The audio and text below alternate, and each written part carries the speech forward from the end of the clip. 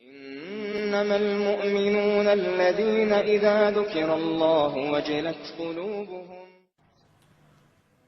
প্রশ্ন করেছেন 5 নম্বর, জুমার খুতবার সময় কথা বলি না, কিন্তু চুপ করে থাকায় দুনিয়াবি চিন্তা মাথায় আসে, তখন আমার কি করা উচিত? জুমার খুতবার সময় কথা বলবেন না, এটা হলো মূল কথা। কিন্তু চুপ করে থাকায় দুনিয়াবি চিন্তা মাথায় আসে, এটা হচ্ছে ওই সময় যে যখন একজন মানুষ খুতবা না শুনে, খুতবা শুনতে হবে আপনাকে।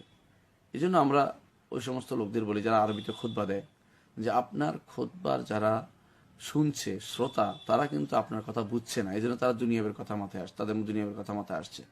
এই জন্য আপনার উচিত খুতবা আরবি বাংলা মিলিয়ে দেয়া বা ভাষা নিজস্ব ভাষায় দেয়া, মাতৃভাষা, যাতে করে মানুষ বুঝতে পারে, অথবা এমন মানুষদেরকে খুতবা দেয় যারা আরবি ভাষা বুঝতে পারে।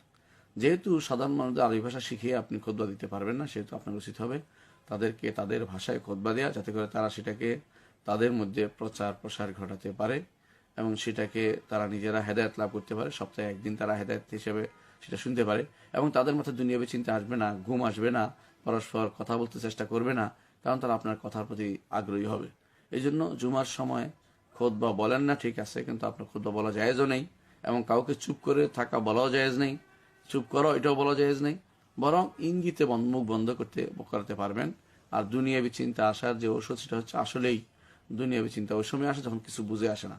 এই জন্য খুতবার ওই জায়গাতে খুতবা শুনবেন যেখানে আপনি খুতবা বুঝতে পারেন এবং এমন খতিব নিয়োগ দিবেন যারা আপনাকে বুঝিয়ে বলার ক্ষমতা রাখে।